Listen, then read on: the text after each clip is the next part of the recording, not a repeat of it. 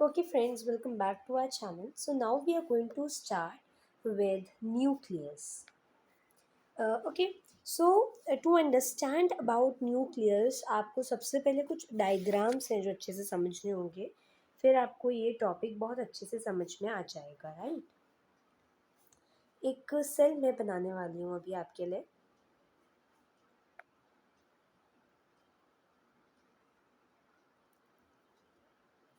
This is a cell. Okay, this is a cell. अब cell में एक double membrane bound organelle है. एक double membrane bound organelle present है.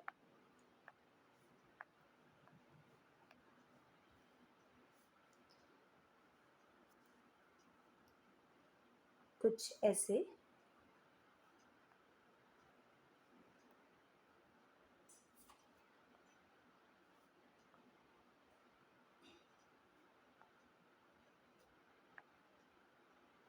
कुछ ऐसे.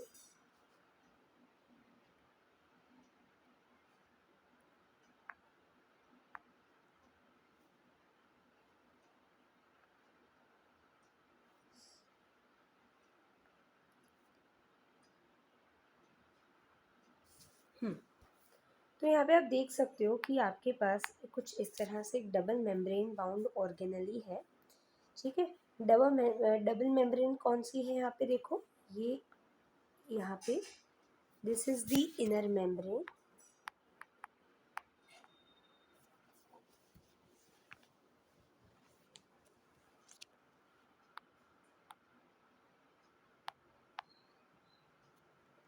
एंड ये बाहर जो हमने बना रखी है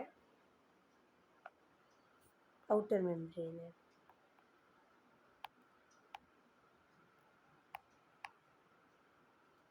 क्लियर है. अब आप देखो कि इन दोनों मेम्ब्रेन के बीच में एक स्पेस प्रेजेंट है. ये ऐसे एक मेम्ब्रेन मैंने बनाई है, तो यहाँ पे ये एक स्पेस प्रेजेंट है. ये स्पेस है. क्या है ये? एक स्पेस है. This is a space. ये क्या है? एक स्पेस है. It is a space. और स्पेस का एक नाम भी है. इस स्पेस का एक नाम है पेरी न्यूक्लियर स्पेस. पेरी मतलब बीच में.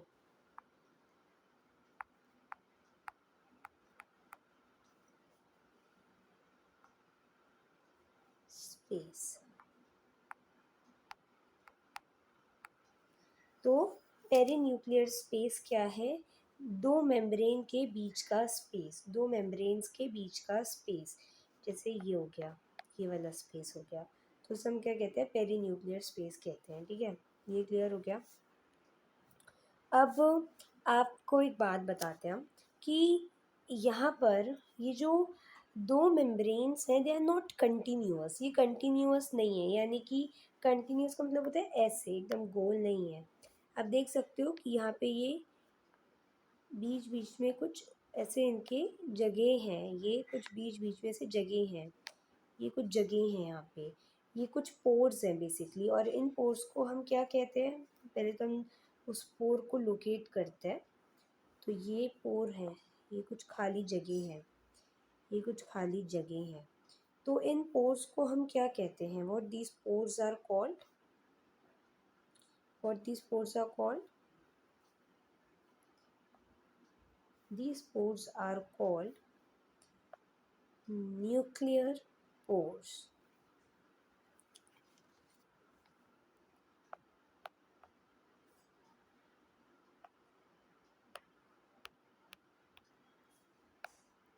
अब इसका फंक्शन क्या है न्यूक्लियर पोर का? इसका फंक्शन देखो, फंक्शन समझते हैं. आपको एक बात पता है कि आपके इस न्यूक्लियस के अंदर प्रेजेंट है डीएनए. न्यूक्लियस इनसाइड न्यूक्लियस क्या है? उसका मैं स्ट्रक्चर बताऊंगी अभी आपको. डीएनए है. ठीक है. अब डीएनए क्या बनाता है? आरएनए बनाता है. डीएनए क्या बनाता है? आरएनए बनाता है. डीएनए क्या बनाता है? आरएनए बनाता है। इस प्रोसेस को हम कहते हैं, this process is called, this process is transcription.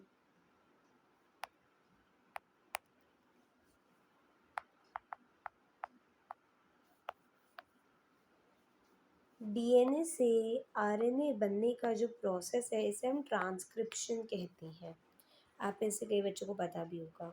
तो ये जो ट्रांसक्रिप्शन का प्रोसेस होता है, इस प्रोसेस में डीएनए से आरएनए बनता है। आरएनए की full form ribonucleic acid, DNA की डाइऑक्साइड राइबोन्यूक्लिक एसिड। तो ये जो राइबोन्यूक्लिक एसिड आरएनए बना है, ये आरएनए को, इस आरएनए को मुझे इसका स्ट्रक्चर बनाना ही पड़ेगा। ये जो आरएनए बना है इसको सेल के बाहर जाना होता है।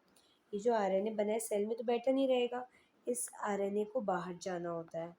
तो आरएनए को बाहर जाने के लिए एक रास्ता चाहिए होता है, और वो रास्ता कहाँ से इसको मिलता है? न्यूक्लियर पोर से मिलता है।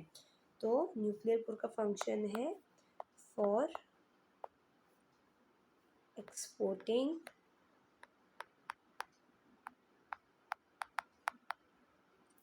आरएनए। अब एक स्पेशल टाइप का आरएनए होता है, एक आरएनए होता है, आरएनए के अलग अलग फॉर्म होते हैं। देखो आरएनए के बहुत अलग अलग फॉर्म होते हैं। टीआरएनए भी होता है, एमआरएनए भी होता है, आरआरएनए भी होता है। तो जैसे आपका एमआरएनए, आरएनए, टीआरएनए तो ना नॉर्मली बाहर चले जाते हैं। आरएनए जो है अलग अलग फॉर्म्स का होता है। तो टीआरएनए, एमआरएनए, ये तो क्या होता है? बनते हैं, बाहर चले जाते हैं। लेकिन आरआरएनए के साथ क्या होता है कि ये बनता है, आरआरएनए के बनने के बाद सेल के अंदर प्रोटीन को लाया जाता है, न्यूक्लियस के अंदर। आपका ये न्यूक्लियस है, यहाँ पे आरआरएनए है,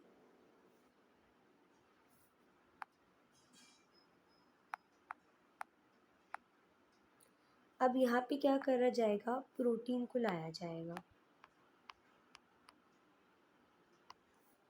फिर आरआरएनए और प्रोटीन मिलकर के राइबोसोम बना देंगे। क्या करेंगे? आरआरएनए मिलकर के प्रोटीन के साथ, आरआरएनए और प्रोटीन्स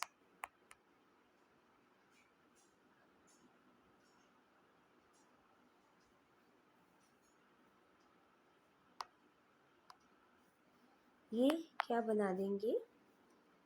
राइबोसोम्स बना देंगे।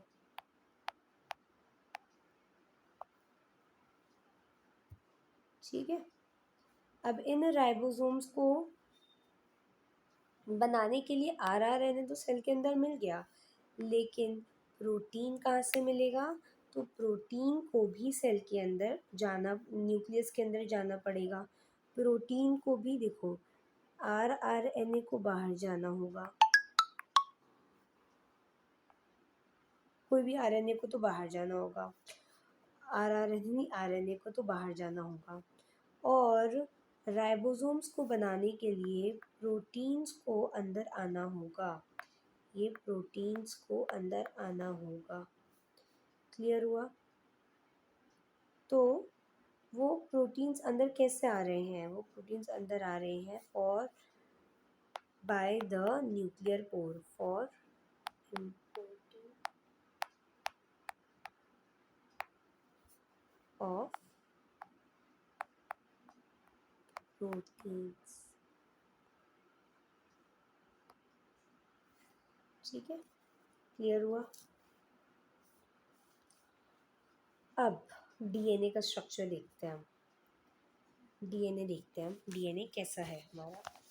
देखो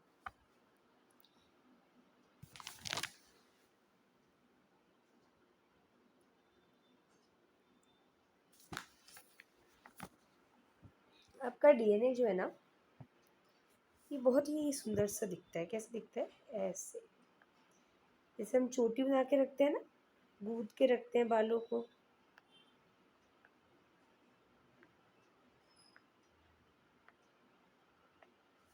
तो यहाँ पे ये भी कुछ ऐसे ही चोटी बनी रहती है इसकी। ठीक है, अब यहाँ पे जैसे हम रुई के धागों को ऐसे लपेट के रखते हैं एक बॉल में, यहाँ पे भी एक बॉल होती है, हिस्टोन प्रोटीन की बॉल होती है जो कि बेसिक होती है। ये मैंने बना दी।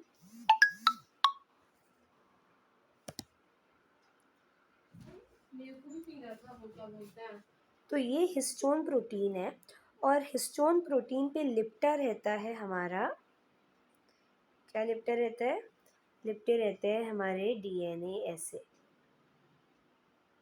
ऐसे लिपटे रहते हैं, ठीक है। ये कुछ ऐसे। तो मैं पहले आपको ये बताती हूँ कि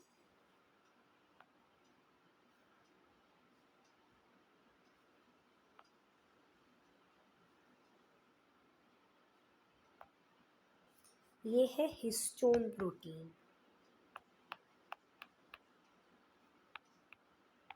जो ब्लू कलर का है, और ये जो पिंक कलर का है ये है डीएनए। और एक मज़ेदार चीज़, ये पूरा histone protein plus DNA,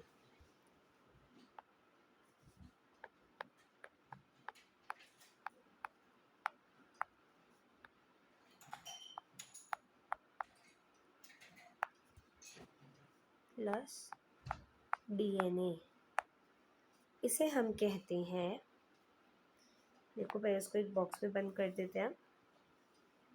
histone protein और डीएनए दोनों मिलकर के इसे हम बोलते हैं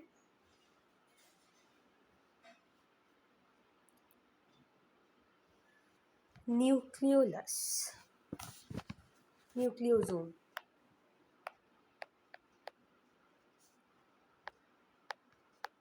अभी बहुत कंफ्यूजन होगा, न्यूक्लियोलस क्या होता है, न्यूक्लियोसोम क्या होता है ना। तो न्यूक्लियोलस अलग चीज़ है और न्यूक्लियोसोम अलग चीज़ है, हमें कंफ्यूज नहीं होना। तो न्यूक्लियोसोम क्या हो गया, हिस्टोन प्रोटीन प्लस डीएनए। मैंने सिर्फ कैसे याद किया था न्यूक्लियोसोम, तो जोम आपको यहाँ पे ओ बहुत प्रोमिनेंट दिख रहा है, ठीक है। और ओ से आप याद रखोगे हिस्टोन प्रोटीन ओ होता है, गोल स्ट्रक्चर होता है, तो वैसे आप याद रखोगे। जो हिस्टोन प्रोटीन बेसिक होते हैं, बेसिक होते हैं, ये भी याद रखेंगे आप लोग, ठीक है। अच्छा, डीएनए का साइज पता है आपको, ये डीएनए है,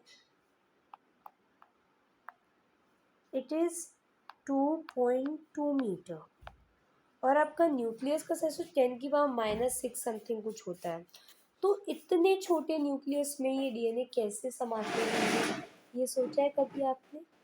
तो देखो, ये न्यूक्लियर जो डीएनए है ये इस हिस्टोन से लिपटे रहते हैं, और पता है आपको एक स्ट्रक्चर बनता है कुछ ऐसे, अब देखना,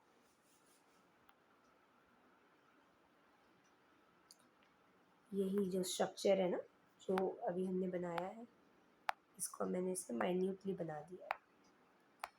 तो ये जो पूरा स्ट्रक्चर कहलाता है, इसे हम क्या कहते हैं, इसे हम कहते हैं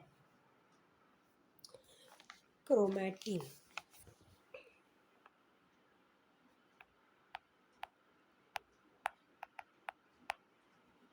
क्रोमैटिन कहते हैं, ठीक है। क्रोमैटिन पता चल गया क्या हो गया, हिस्टोन प्रोटीन और डीएनए के जो थ्रेड्स हैं इन्हें हम क्या कहते हैं, क्रोमैटिन। अब एक बहुत ही बड़ा कंफ्यूजन आता है, ये क्रोमैटिन है तो क्रोमोसोम क्या होता है। देखो, थोड़ा सा आपको यहाँ पे सेल साइकिल के बारे में जानना पड़ेगा, जो कि ऑल्दो भी आप दूसरे चैप्टर में पढ़ने वाले हो।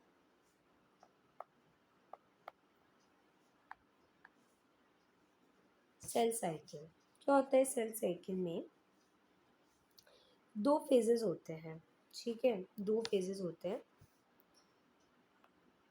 जैसे अगर मैं एक अच्छा, सेल साइकिल का काम क्या है, मोटिव क्या है, एक सेल से दो सेल बनाना, सेल डिवीजन करवाना, सेल डिवीजन करवाना, ये तो पता है ना, सेल डिवीजन करवाना काम है। तो अब जैसे मेरे पास एक सेल है, ठीक है, नहीं मतलब क्या कह रही हूँ, हाँ, मेरे पास एक सेल है, तो उसमें कौन कौन सी स्टेजेस होंगी? तो एक होती है स्टेज जब एक्चुअल सेल डिवीजन होता है। जब एक्चुअल सेल डिवीजन होता है, क्या होता है? एक्चुअल सेल डिवीजन होता है।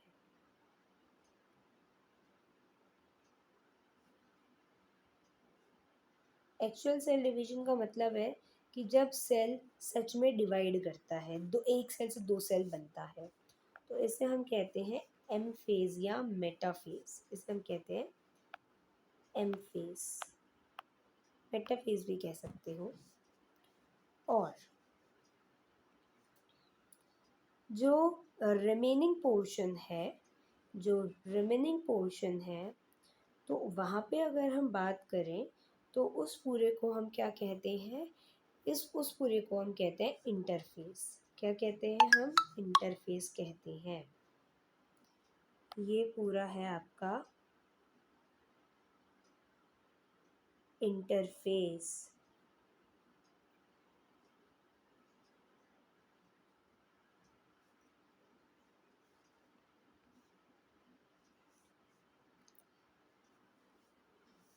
इस पूरे को हम क्या कहते हैं? देखो, ये इस पूरे को यहाँ से लेकर के यहाँ तक हम इसे कहेंगे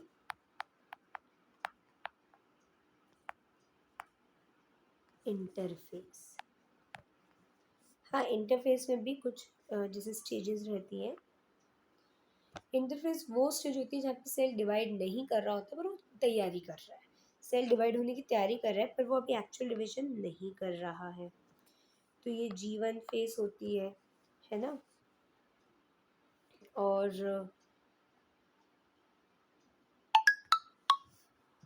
हाँ, ये G1 फेस होती है। फिर यहाँ पे एक ये G2 फेस होती है। ये पूरा S फेस होता है। तो ऐसे ही बहुत सारे फेसेस भी होते हैं जो हम देखेंगे आगे। अब देखो, एम फेस के दौरान, ड्यूरिंग एम फेस,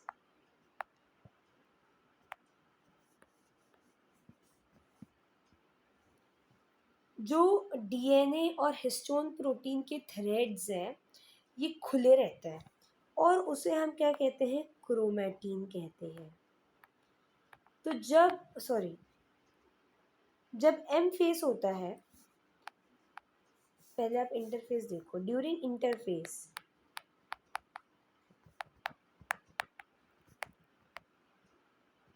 जब इंटरफेस हो रहा है, यानी कि जब तक सेल डिवाइड नहीं कर रहा है, तो जो हिस्टोन प्रोटीन और डीएनए के थ्रेड्स हैं, हिस्टोन प्रोटीन जो डीएनए है जो कि हिस्टोन प्रोटीन में लिपटा हुआ है, तो उसके जो धागे हैं जो मैंने आपको बताए, वो धागे क्रोमैटिन कहलाते हैं। क्या कहलाते हैं? उनमें क्या प्रेजेंट होता है? क्रोमैटिन। तो इंटरफेस के दौरान जो न्यूक्लियस है उसमें क्रोमैटिन प्रेजेंट है, जो कि क्या है? थ्रेड है। थ्रेड लाइक स्ट्रक्चर है, थ्रेड लाइक है। लेकिन जब सेल डिवाइड करता है, एम फेस आता है, तो क्रोमैटिन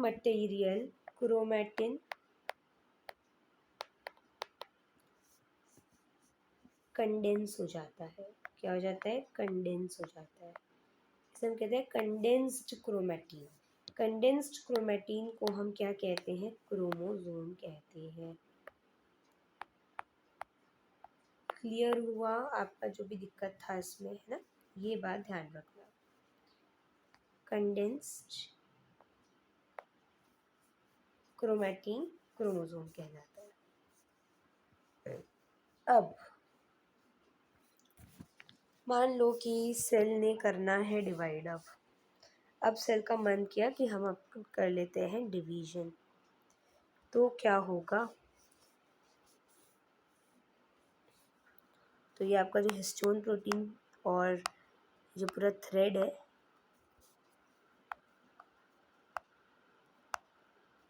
ये अपने को लिपेटना शुरू करेगा एक अलग से स्ट्रक्चर में, कुछ ऐसे।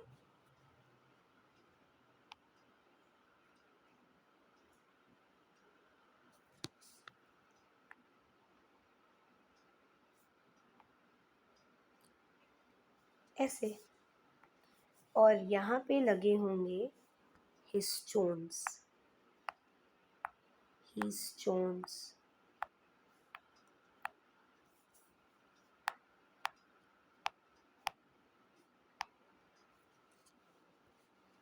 ठीक है।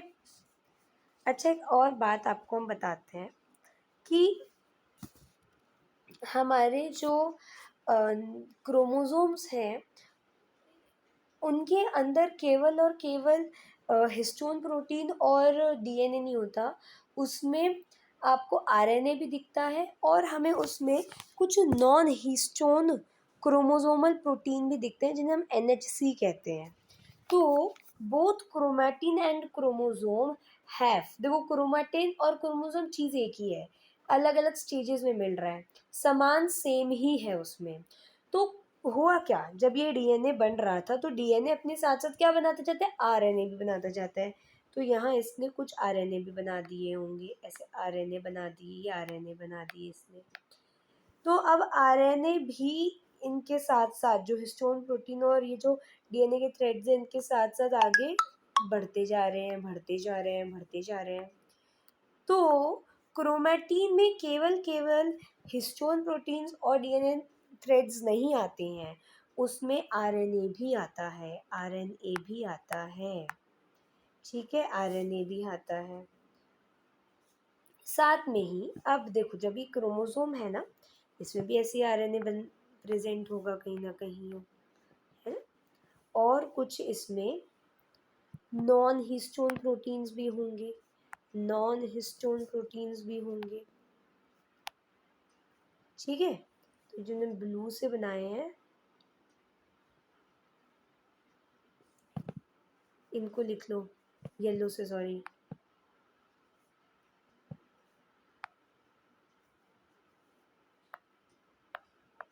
Non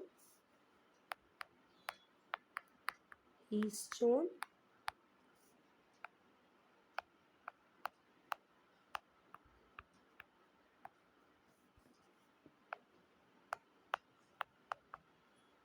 protein. और यही नॉन हिस्टोन क्रोमोसोमल प्रोटीन्स यहाँ पर भी होंगे कहीं ना कहीं, यहाँ पे भी प्रेजेंट होंगे, यहाँ पे भी प्रेजेंट होंगे। तो बात इतनी सी है कि क्रोमैटिन और क्रोमोसोम में, अभी मैं बस क्रोमैटिन का नाम लिख रही हूँ, क्रोमैटिन या क्रोमोसोम भी लिख लो चलो। क्या क्या चीज़ें प्रेजेंट होती हैं, DNA, histone proteins, RNA, non histone proteins, ये चार चीज़ें, these four things. Note it down please.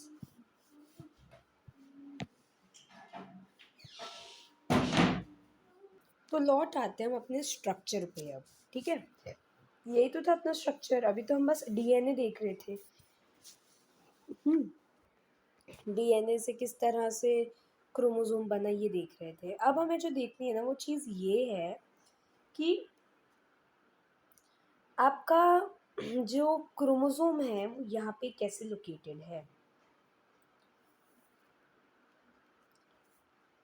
तो अच्छा, मैं एक चीज़ करती हूँ, पहले तो मैं इसे हटाती हूँ।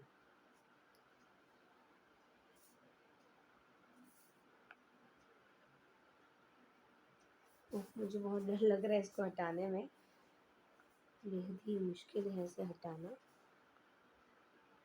लेकिन हटाना पड़ेगा।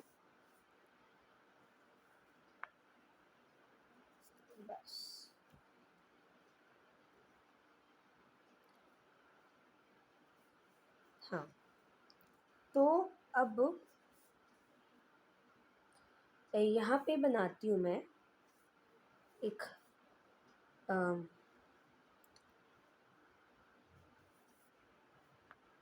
क्रोमोज़ोम।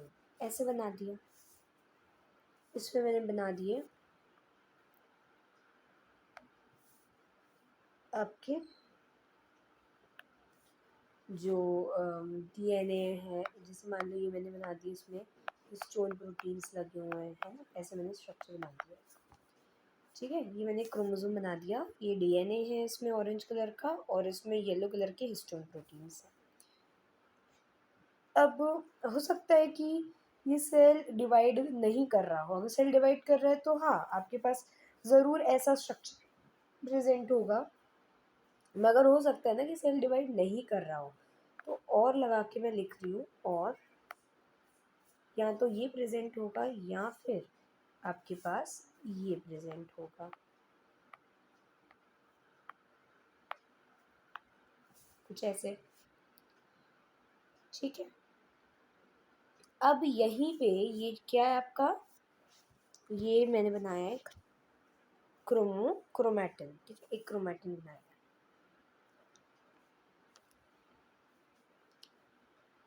ठीक है, अब क्रोमैटिन हो या ये क्रोमोसोम हो, मैंने जैसा कि आपको यहाँ पे बनाकर भी दिखाया था स्ट्रक्चर में, कि इधर कहाँ पे गया, कहाँ पे है वो,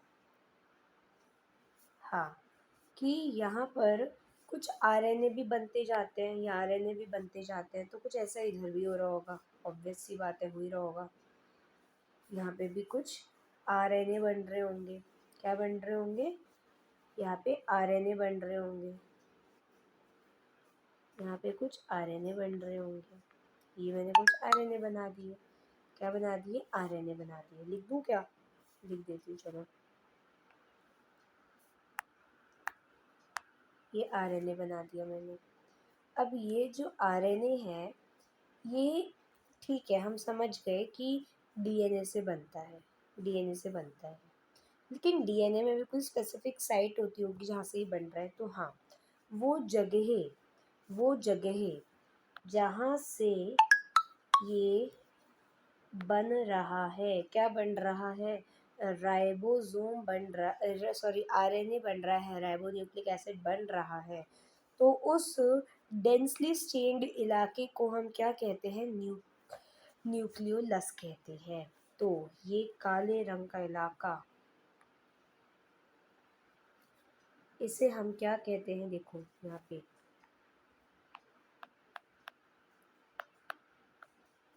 ये कैसा है? डेंसली स्टेन्ड है।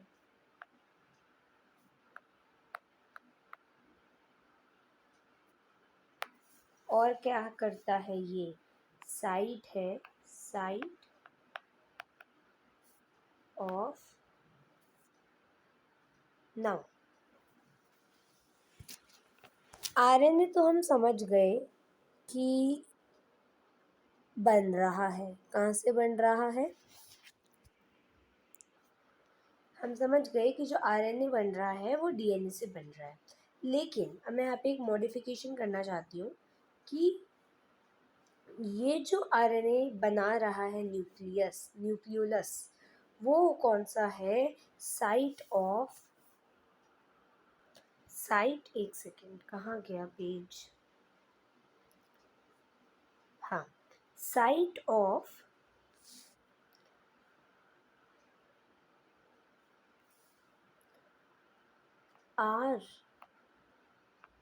RNA synthesis. अब बहुत ही इम्पोर्टेंट बात है, मैंने क्या बोला कि ये जो न्यूक्लियोलस है ये आरएनए बना रहा है। तो ठीक है, अब यहाँ पे एक मॉडिफिकेशन और कर लो। यहाँ पे जो मैंने केवल आरएनए लिखा है ना, इधर आरएनए लिखा है मैंने, यहाँ पे एक आर और जोड़ दो। काले रंग से जोड़ रही हूँ, ध्यान रहेगा कि केवल आरएनए नहीं लिखना, आरएनए लिखना है। तो न्यूक्लियोलस को तो हाईलाइट करो, इसलिए हाईलाइट करो, बहुत ज़रूरी है। तो न्यूक्लियस क्या है? ये डेंसली स्टेन्ड साइट है of synthesis, stained site of RNA, क्या काम करती है ये? RRNA synthesis.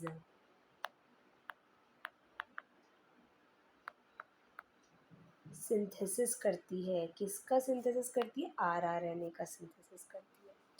क्लियर हो गई इतनी बात? इतनी बात clear? Nucleolus densely stained area है और ये क्या कर रहा है? आरआरएनए की सिंथेसिस कर रहा है। कौन सा इलाका है ये, ज़रा दिखाओ मुझे। ये है काले रंग का इलाका, ये वाला, ठीक है, ये है काले रंग का इलाका। आई होप आपको इतना हो गया है क्लियर। अब मैं नॉर्मल पेन उठाती हूँ। हाँ, सो आरआरएनए के बारे में मैंने बता ही दिया आपको। क्या करता है आरआरएनए? आरआरएनए क्या करता है? आरआरएनए प्रोटीन के साथ मिलकर के राइबोसोम्स बनाता है, ठीक है। आरआरएनए प्रोटीन के साथ मिलकर राइबोसोम्स बनाता है। अच्छा, एक चीज़ और, एक बहुत इम्पॉर्टेंट बात बताती हूँ आपको। ये मैंने क्या बताया कि जो ये न्यूक्लियस है ना, इसके अंदर एक लिक्विड भी होता है। एक, जैसे साइटोप्लाज्म एक सेमी फ्लूइड मैट्रिक्स है, वैसे ही न्यूक्लियस की एक सेमी फ्लूइड मैट्रिक्स होती है। और इसको मैं करने वाली हूँ कलर, ठीक है। ऐसे ये कलर कर दिया मैंने। और इस लिक्विड को हम क्या कहते हैं? न्यूक्लियोप्लाज्म।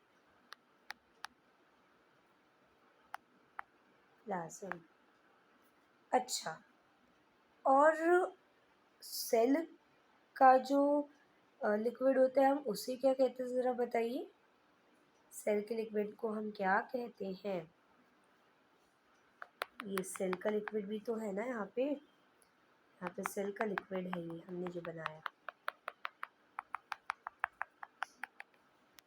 तो इसे हम क्या कहते हैं? सेल के लिक्विड को cytoplasm.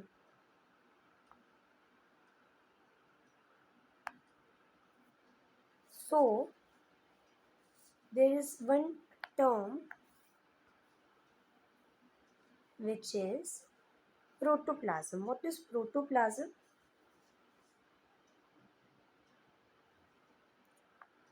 Cytoplasm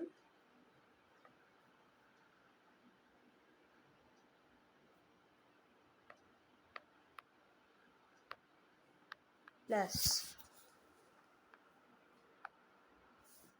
nucleoplasm.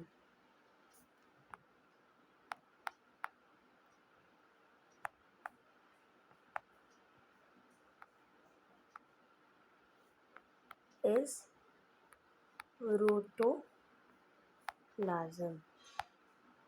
Cytoplasm plus nucleoplasm is called protoplasm. Cytoplasm और जो आपका क्या कहते हैं, साइटोप्लाज्म और जो न्यूक्लियोप्लाज्म है, यानी जो सेल का सेमी फ्लूइड मैट्रिक्स है और जो न्यूक्लियस का सेमी फ्लूइड मैट्रिक्स है, वो मिलकर के क्या बनाते हैं? प्रोटोप्लाज्म बनाते हैं।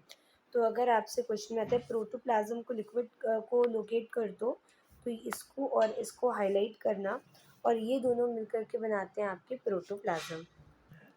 तो ये मिलकर के क्या बनाते हैं? ये मिलकर के बनाते हैं प्रोटोप्लाज्म। मिलकर के, दोनों मिलकर के बनाते हैं प्रोटोप्लाज्म। अब देखो, कितना क्लियर हो गया आप लोगों को? ठीक है, डायग्राम से समझने का हमको इतना सा था। अब हम रीड करते हैं। तो अब हम एक बार एनसीईआरटी की रीडिंग करते हैं, फिर मुझे कुछ और चीज़ें भी बतानी है, वो मैं आपको तभी बताऊंगी जब एनसीईआरटी की रीडिंग करेंगे। चलो, nucleus as a cell organelle was first described by Robert Brown as early as 1831. Later, the material of the nucleus stained by the basic dye was given the name chromatin by Fleming. Question क्या आएगा, कहाँ से question आएगा, क्या question आएगा, देखते हैं। देखो, एक तो हमें ये पता होना चाहिए कि न्यूक्लियस एक सेल ऑर्गेनेली है। न्यूक्लियस एक सेल ऑर्गेनेली है। हम में से बहुत सारे लोग को नहीं पता कि न्यूक्लियस एक सेल ऑर्गेनेली है। सेल ऑर्गेनेली का मतलब है कि एक मेम्ब्रेन बाउंड स्ट्रक्चर है, ठीक है। It is a cell organelle, और ये क्या है, मेम्ब्रेन बाउंड स्ट्रक्चर है। अच्छा, न्यूक्लियस को डिस्कवर किसने किया था, स्टार मार्क कर लेना, रॉबर्ट ब्राउन ने किया था। कब किया था, 1831 में किया था। ऐसे तो गोले ही लगा लो, ये तो बहुत ही ज़रूरी है, बहुत ज़रूरी है, ठीक है। न्यूक्लियस सेल ऑर्गेनेली है, डिस्क्राइब किसने किया, रॉबर्ट ब्राउन ने किया, 1831 में किया। अब न्यूक्लियस को जब स्टेन किया गया तो देखा गया कि न्यूक्लियस ना एसिडिक डाई से स्टेन हो सकती है, ना सेफ्रनिन से, ना जेनस ग्रीन से, किसी से नहीं, वो केवल बेसिक डाई से ही स्टेन की जाती है।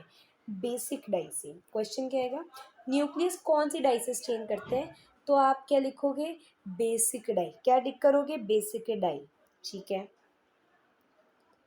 अब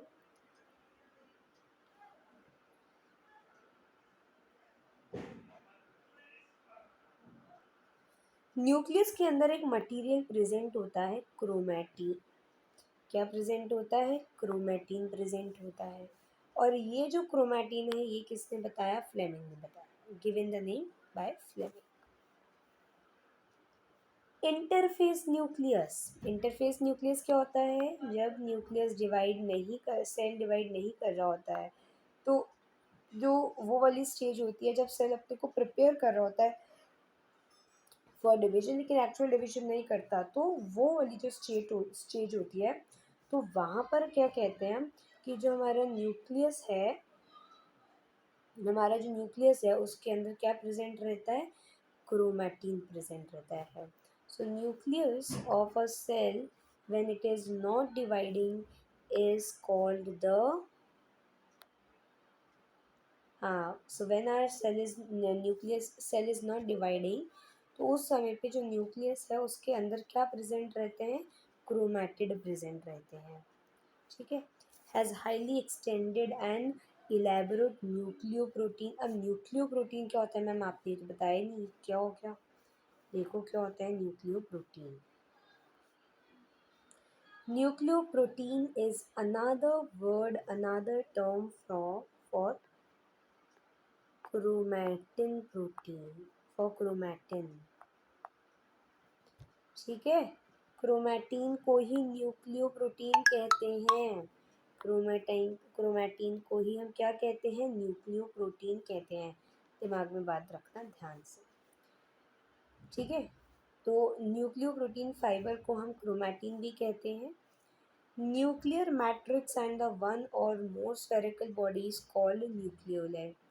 अब न्यूक्लियर मैट्रिक्स में कुछ स्फेरिकल बॉडीज थी जिनको हम न्यूक्लियोलाई कहते हैं, या फिर सिंगुलरली न्यूक्लियोलस। न्यूक्लियोलस क्या है, साइट ऑफ आरएनए सिंथेसिस। अब इलेक्ट्रॉन माइक्रोस्कोप की हेल्प से हमें न्यूक्लियर एनवेलप के बारे में पता चला, कितनी लेयर्स हैं इसके पास। तो यहाँ पे आपके पास 2 लेयर्स हैं। अब ये 2 लेयर्स कैसे हैं, देखो कैसे हैं ये 2 लेयर्स। जैसे अगर आपके पास न्यूक्लियस है तो एक लेयर दूसरी लेयर के ऊपर ऐसे स्टैक्ड है, चिपकी हुई है, फ्यूज्ड है। तो ये 2 लेयर्स हैं जो कि एक दूसरे के पैरेलल हैं, पैरेलल मेम्ब्रेन्स हैं, और इनके बीच में एक स्पेस होता है जिसे हम क्या कहते हैं, पेरी न्यूक्लियर स्पेस कहते हैं। और स्पेस का साइज स्पेस कितना है, 10 to 15 नैनोमीटर का। अब इसका काम क्या है, फॉर्म्स अ बैरियर टू, इस मेम्ब्रेन का काम क्या है, ये एक बैरियर बनाती है। क्या बनाती है, एक बैरियर बनाती है कि जो सामान सेल के न्यूक्लियस के अंदर है वो साइटोप्लाज्म में ना जा सके। आउटर मेम्ब्रेन की बात करते हैं, तो अब एक इम्पॉर्टेंट स्ट्रक्चर मैं फिर बना ली हूँ, वो आप ध्यान रखें। हमारा सेल है ये, मैंने सेल बना दिया, सेल के अंदर मैंने बना दिया एक न्यूक्लियस।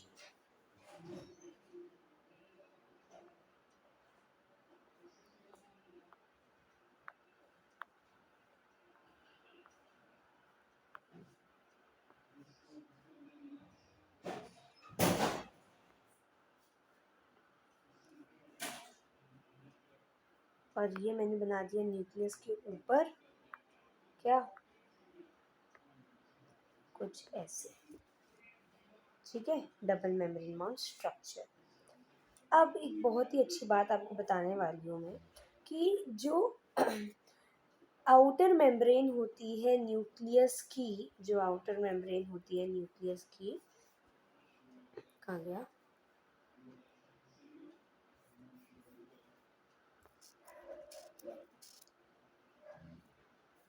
इसमें राइबोसोम्स चिपके होते हैं। और यहीं से आपको एक बात पता चलने वाली है, outer membrane of the nucleus is in contact या is continuous with endoplasmic reticulum. Endoplasmic reticulum बनाती हूँ मैं, इसी कलर से बनाऊंगी, जिससे आपको ये पता चल जाएगा कि मैं क्या कहना चाहती हूँ।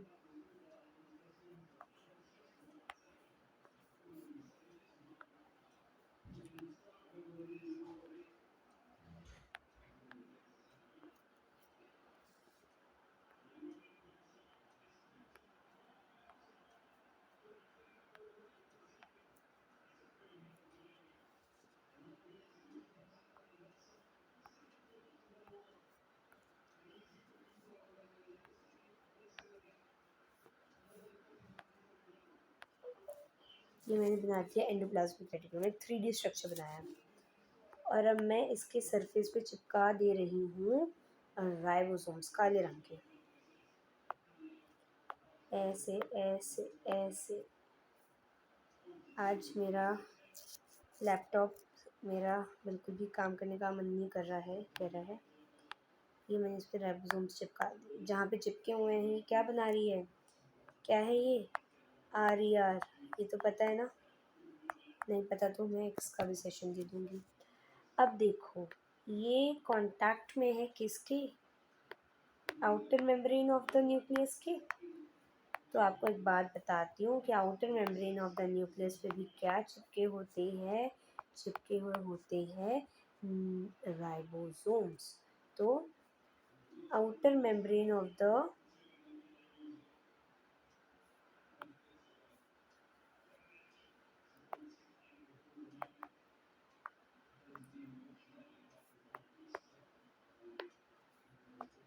न्यूक्लियस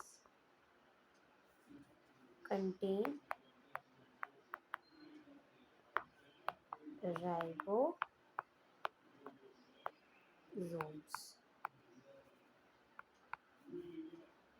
क्लियर हो गया, इतनी सी बात थी बस।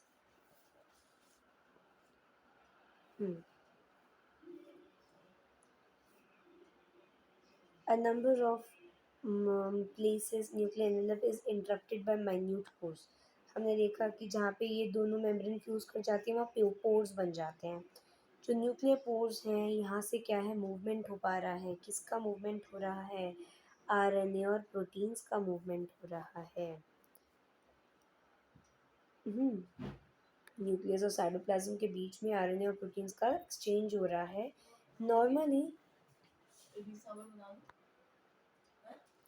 Normally there is only one nucleus per cell. अब ज़्यादातर जो सेल्स होते हैं उनमें एक ही न्यूक्लियस होता है, लेकिन कई बार कुछ ऑर्गेनिजम्स में ज़ीरो न्यूक्लियस भी हो सकता है, मोर देन वन न्यूक्लियस भी हो सकता है, 2 3 4 ऐसे भी हो सकते हैं।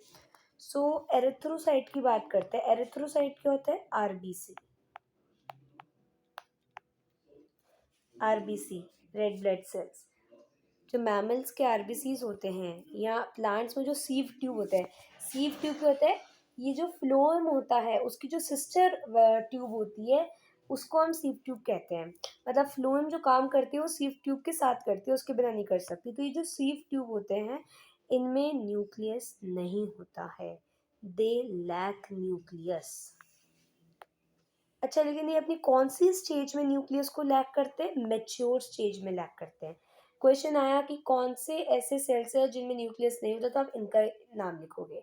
अगर क्वेश्चन आता है कि कौन से सेल्स में न्यूक्लियस नहीं होता, और ऑप्शंस क्या हैं, mature sieve tubes and mature RBCs.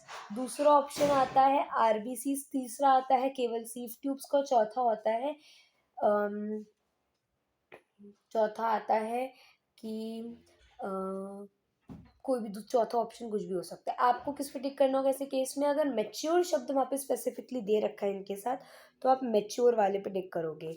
RBCs और सेफ ट्यूब ठीक है, लेकिन मैच्योर होने के पर्टिकुलर स्टेज भी दे दी है, तो आप मैच्योर पे टिक करोगे। ठीक है। Nuclear matrix of the nucleoplasm. अब न्यूक्लियर मैट्रिक्स क्या होती है? न्यूक्लियस की मैट्रिक्स से हम न्यूक्लियोप्लाज्म कहते हैं। इसमें न्यूक्लियोलस भी होता है। अब न्यूक्लियोलस तो मैंने बनाया ही था यहाँ पे। ये है आपके पास एक क्रोमैटिन।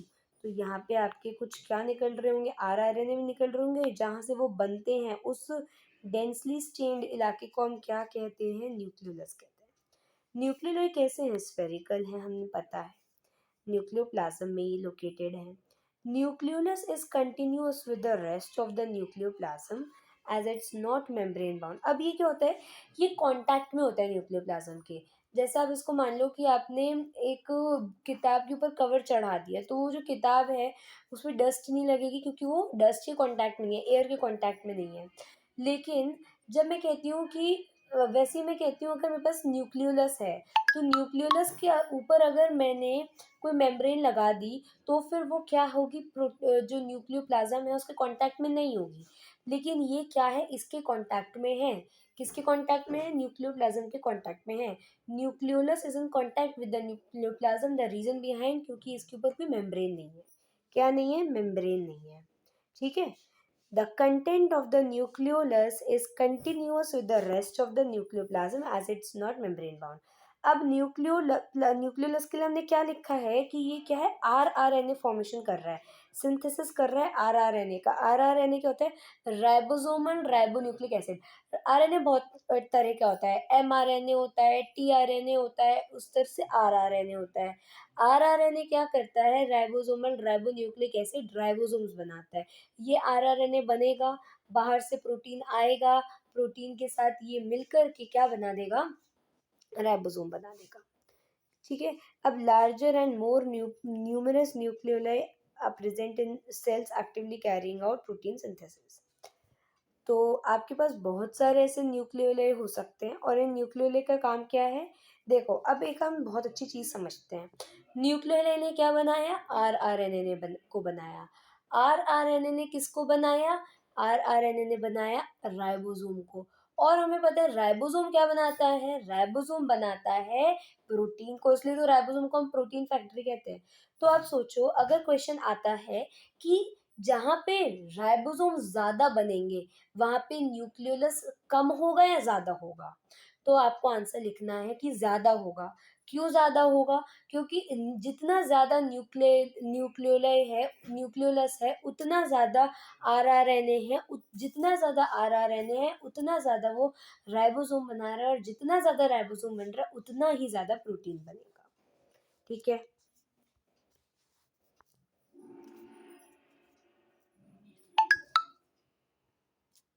अब वो यहाँ पे आया।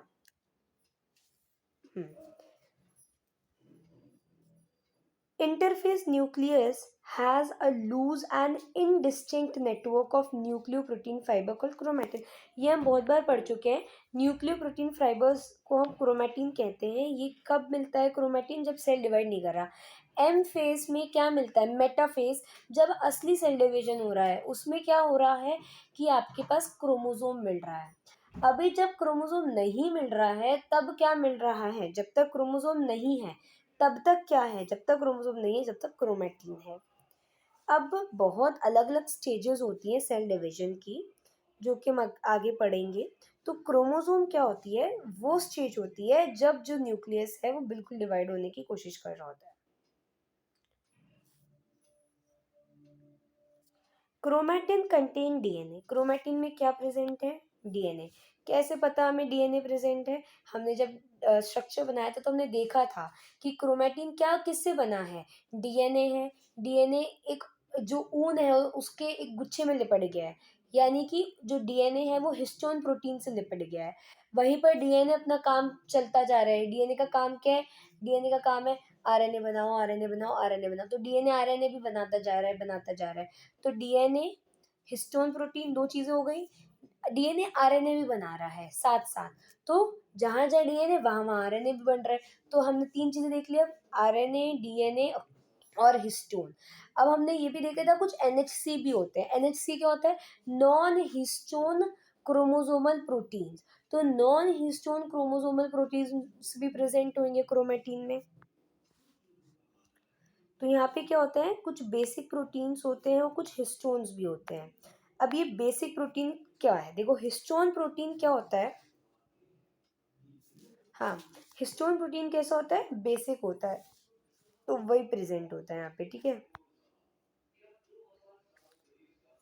अब यहाँ पे एनसीईआरटी में ना हमें सब, हाँ, और ये नॉन हिस्टोन प्रोटीन्स ये भी लिखना, ये भी लिख लेना। तो क्या 4 चीज़ें प्रेजेंट होती हैं यहाँ पे भी हम लिख लेते हैं, डीएनए, हिस्टोन, आरएनए और एनएचपी लिख देती हूँ मैं इसको, नॉन हिस्टोन क्रोमोसोमल प्रोटीन कहते हैं इसको। अच्छा, इसकी लंबाई कितनी होती है? 2 मीटर होती है, और आगे के चैप्टर्स में पढ़ेंगे कि बहुत मतलब एक्यूरेट इसकी लंबाई बता रखी है, दैट इज 2.2 मीटर, ठीक है। अब ये ना एक थ्रेड जैसा होता है, ठीक है, आपके पास डीएनए थ्रेड में होता है। और अब आपको पता है कि जो डीएनए है ये 2.2 मीटर लंबा है, और हमारा न्यूक्लियस तो केवल 10⁻⁻6 मीटर होता है। तो बात ये है कि इतना लंबा 2.2 मीटर डीएनए हमारे एक न्यूक्लियस में कैसे आ रहा है? तो ये कैसे है? ये गुच्छे में है, ठीक है। अब कैसे गुच्छे में है? ये क्रोमोसोम के गुच्छे में है। आपके एक सेल में 46 क्रोमोसोम्स होते हैं, जो कि 23 पेयर्स ऑफ क्रोमोसोम बनाते हैं। तो आपके हर एक क्रोमोसोम में ये जो डीएनए है ये गुच्छे की फॉर्म में रहता है, तो तब जा कर के ये एक मतलब ये जो 46 क्रोमोसोम्स है उसमें समा पाता है। एवरी क्रोमोसोम, अब हम देखते हैं कि क्रोमोसोम जो कि आपको केवल डिवाइडिंग सेल में दिखेगा जब वो सेल डिवाइड कर रहा है। तो अब यहाँ पे आपके पास एक बहुत इंपॉर्टेंट चीज़ आती है, उसके लिए हमें एक अलग पेज पे जाना पड़ेगा। हाँ, मैंने बनाया एक क्रोमोसोम, एक सेकेंड,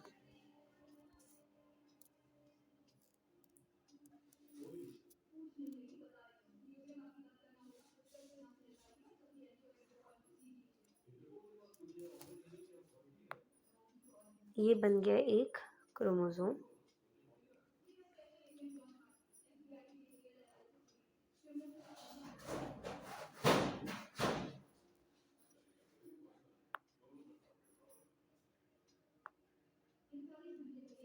ऐसे अब एक क्रोमोसोम के बीच में प्रेजेंट होता है सेंट्रोमियर। इस सेंट्रोमियर को हम प्राइमरी कॉन्स्ट्रिक्शन कहते हैं। क्या कहते हैं? इसे हम कहते हैं सेंट्रोमियर, या फिर प्राइमरी, इसको प्राइमरी बोलते हैं कॉन्स्ट्रिक्शन।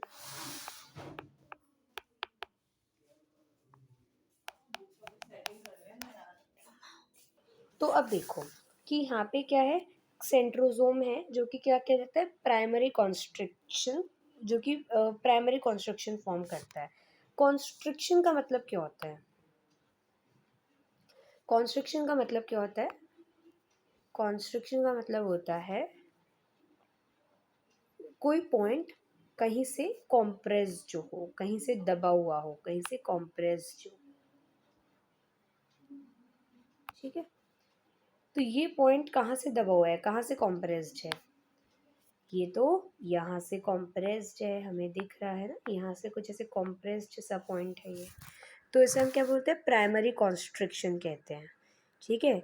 बात बहुत सिंपल सी है कि अगर आपका ये है क्रोमोसोम, ऐसा मैंने क्रोमोसोम बना दिया आपका, और यहाँ से भी ऐसा एक क्रोमोसोम बनाती हूँ मैंने आपका, ये एक ही क्रोमोसोम बना रही हूँ मैं।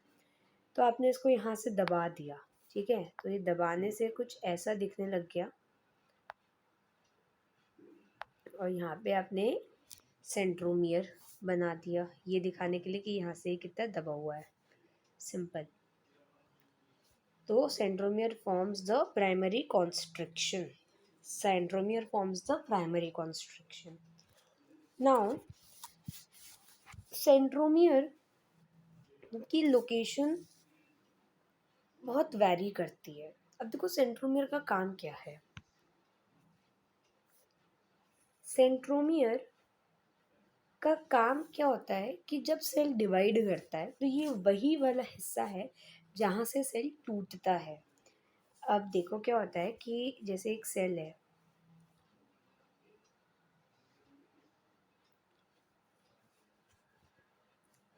एक सेल बना रही हूँ मैं, एक न्यूक्लियस बना रही हूँ मैं। ये सेल है और सेल में मैंने ये एक न्यूक्लियस बना दिया है इतना बड़ा। अब यहाँ पे ना एक वो होती है, ऑर्गेनेली होती है जिसका नाम होता है सेंट्रियोल।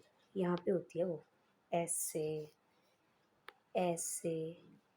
और यहाँ पे इस सेंट्रियोल के अंदर प्रेजेंट होता है, मैं इसे बहुत पतला कर देती हूँ।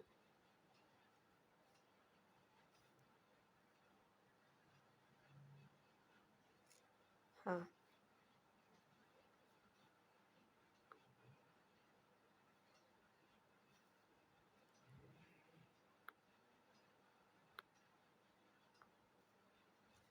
जैसे एक कैन होता है ना, जब हम फ्रूटी पीते हैं वैसा वाला कैन, वैसा कैन रखा है ऐसा समझ लो।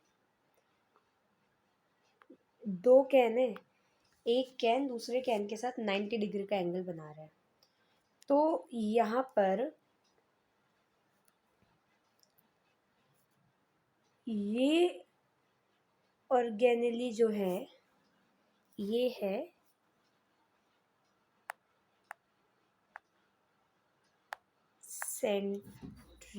सेंट्रोजोम।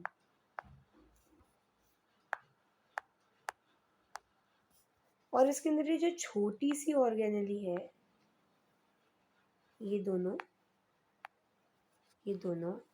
इन्हें हम कहते हैं सेंट्रियोल।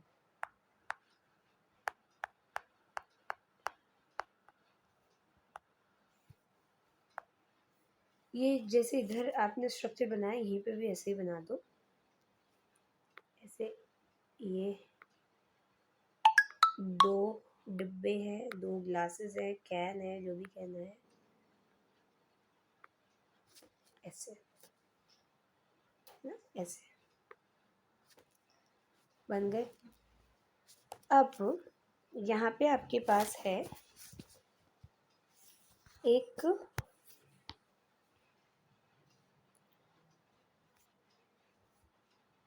क्रोमोसोम,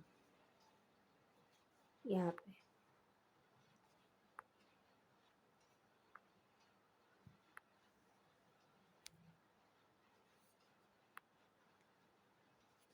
कुछ ऐसे, कुछ ऐसे, ठीक है।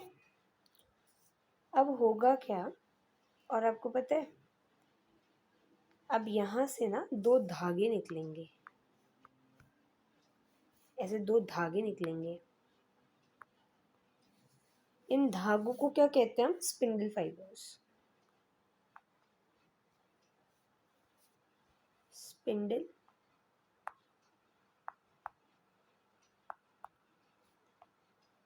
फाइबर्स।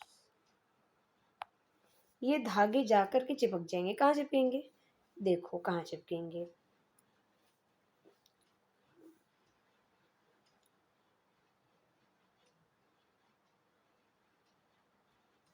यहाँ पे ऐसे दो डिस्क लगी हैं। ये क्या है, इस डिस्क लाइक स्ट्रक्चर को हम क्या कहते हैं, इसे कहते हैं काइनेटोकोर।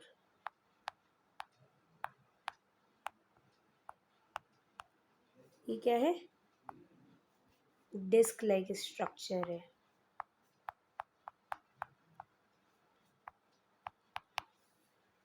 तो ये जो स्पिंडल फाइबर्स हैं ये जाकर के इस काइनेटोकोर से जुड़ जाएंगे, ठीक है।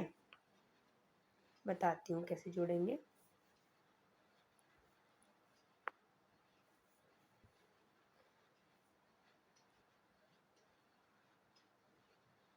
ठीक है, जुड़ जाएंगे। और अब जब आपका, जैसे मान लो मैं ये बना रही हूँ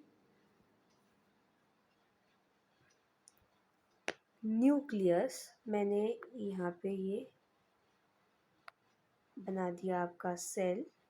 पहले तो कैरियोकाइनेसिस होता है, न्यूक्लियस डिवाइड करता है।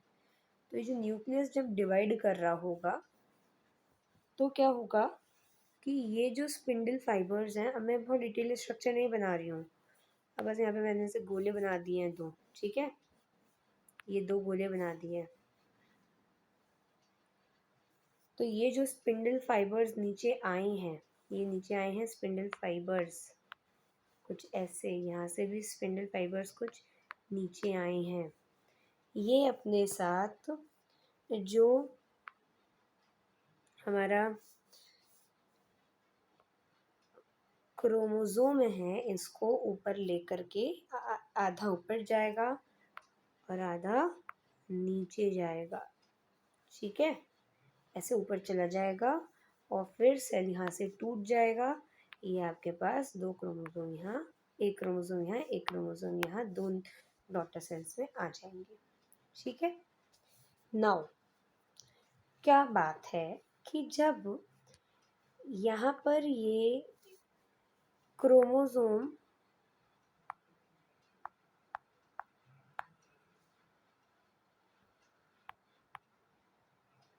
सेपरेट होता है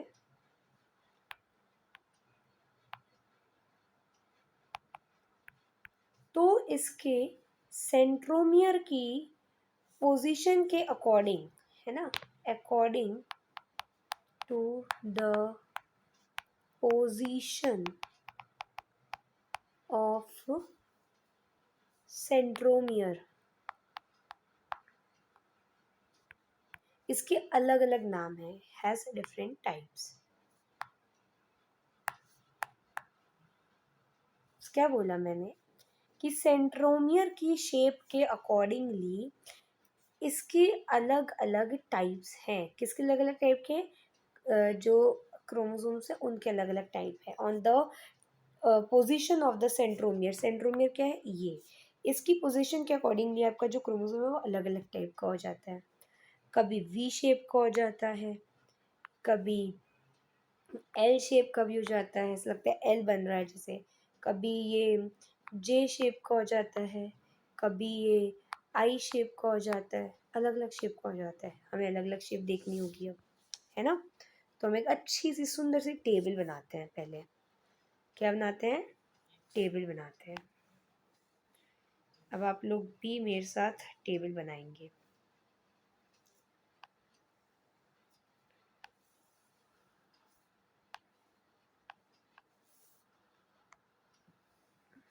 थ्योरी हम रीड कर लेंगे, ठीक है।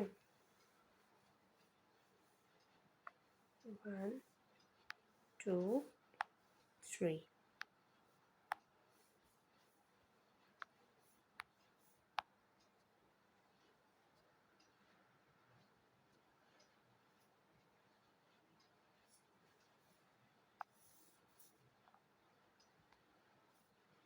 और यहाँ पे डालो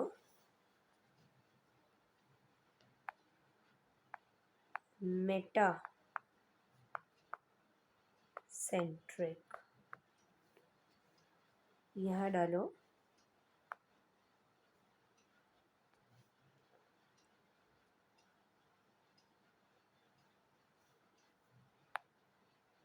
सब मेटा सेंट्रिक, यहाँ डालो एक्रोसेंट्रिक, यहाँ डालो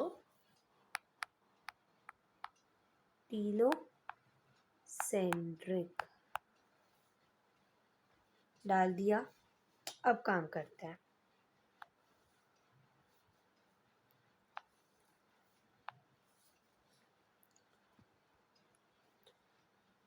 देखो, जब जो स्पिंडल फाइबर्स हैं आपके क्रोमोसोम को लेके जा रहे होंगे, तो हो सकता है कि क्रोमोसोम की शेप कुछ ऐसी हो। इसे हम कहते हैं वी शेप। कौन सी शेप है ये? वी शेप है। कौन सी है? वी शेप है।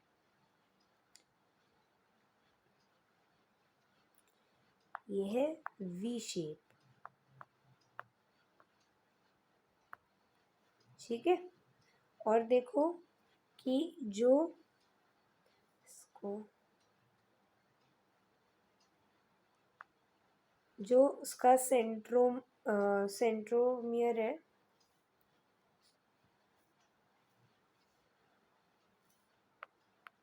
सेंट्रोमियर सेंटर पे है। कहाँ पे है? सेंटर पे है। ठीक है, सेंट्रोमियर सेंटर पे है।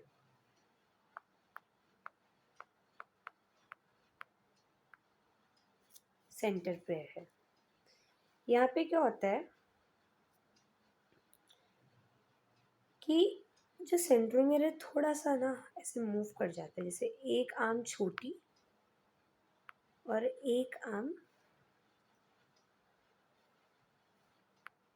आर्म थोड़ी छोटी और दूसरी आर्म थोड़ी लंबी कर देता है। और अच्छे से बनाते हैं ऐसे। तो ये कौन सी शेप लग रही है? L shape. देखो एल शेप नहीं लग रही, ऐसे एल शेप लगती है। हम एल शेप कहते हैं। अब देखो एक बात बताती हूँ आपको कि एक क्रोमोसोम की दो आर्म्स होती हैं। इसे कहते हैं पी आर्म, इसे कहते हैं क्यू आर्म। ये भी कौन सी है? पी आर्म है और ये है क्यू आर्म। तो आप यहाँ पे देखो, पी आर्म बराबर है क्यू आर्म के, पी आर्म बराबर नहीं है क्यू आर्म के, पी आर थोड़ी बड़ी है क्यू आर्म से। ठीक है।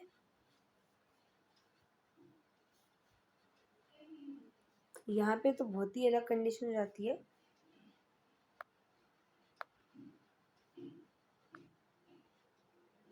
ऐसी, चाहे जे जैसा नहीं दिख रहा आपको? जे, जे जैसा है ना, दिख रहा है, तो इसे हम कहते हैं जे शेप। ई बहुत बड़ा है क्यू से। ठीक है, ई बहुत बड़ा है क्यू से। टीलोसेंट्रिक। अब यहाँ पे क्या है, कुछ ऐसी कंडीशन हो गई है। ये है आपका सेंट्रोमियर। बाकायदे से बनाते हैं, ये सेंट्रोमियर है। अच्छा बनाते हैं थोड़ा सा और। मान लो ये मेरा बन गया एक आर्म। ठीक है, यहाँ पे आप लिखोगे पी आर्म एब्सेंट है ही नहीं। ठीक है, ये कंडीशन आप ध्यान रखेंगे। ठीक है, बात तो समझ में आया? तो मैंने तो आपको सारे एक साथ ही बता दिए हैं, इसलिए अब आपको मतलब और कुछ यहाँ पे लिखने की ज़रूरत है नहीं, है ना। शॉर्ट में तो हमने इतना ही लिखना है। अब हम रीड कर लेते हैं एक बार, है ना।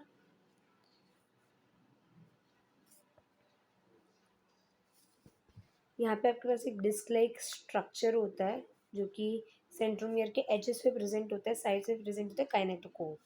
Centromere hold two chromatids. अच्छा, क्रोमैटिड क्या होता है देखो,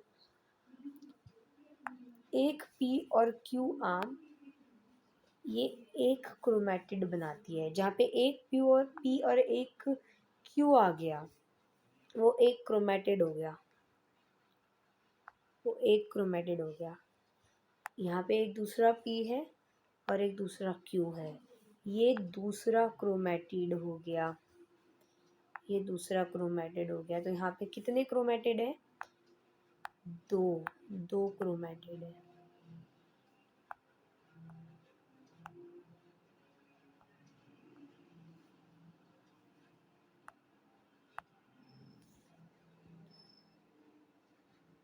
कितने क्रोमेटिड है? 2 क्रोमेटिड, 2 क्रोमेटिड है, ठीक है। ये एक क्रोमेटिड PQ और ये दूसरा क्रोमेटिड PQ। अच्छा, कितने क्रोमोसोम है ये कितने क्रोमोसोम है? ये कितने क्रोमोसोम है? ये एक क्रोमोसोम है, 1 क्रोमोसोम। देखो, एक क्रोमोसोम बनाया है मैंने, और उस एक क्रोमोसोम में कितने क्रोमेटिड है? 2 क्रोमेटिड है, ठीक है। ये बात ध्यान रखना।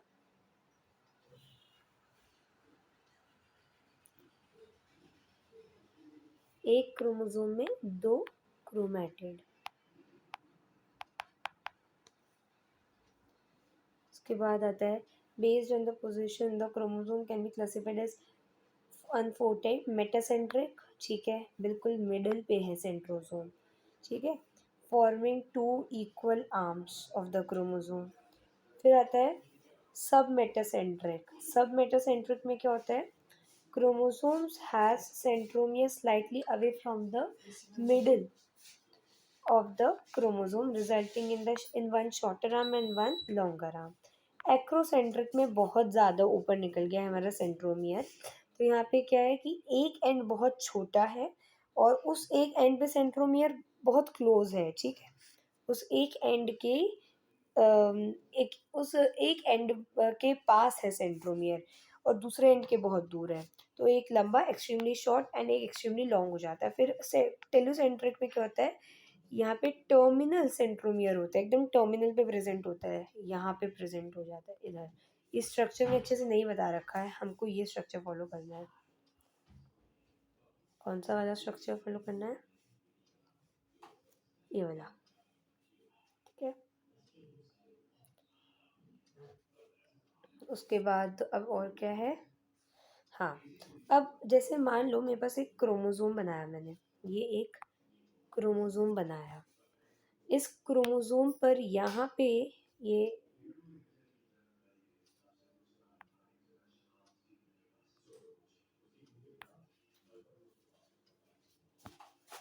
यहाँ पे ये क्या प्रेजेंट है? Centromere, primary constriction.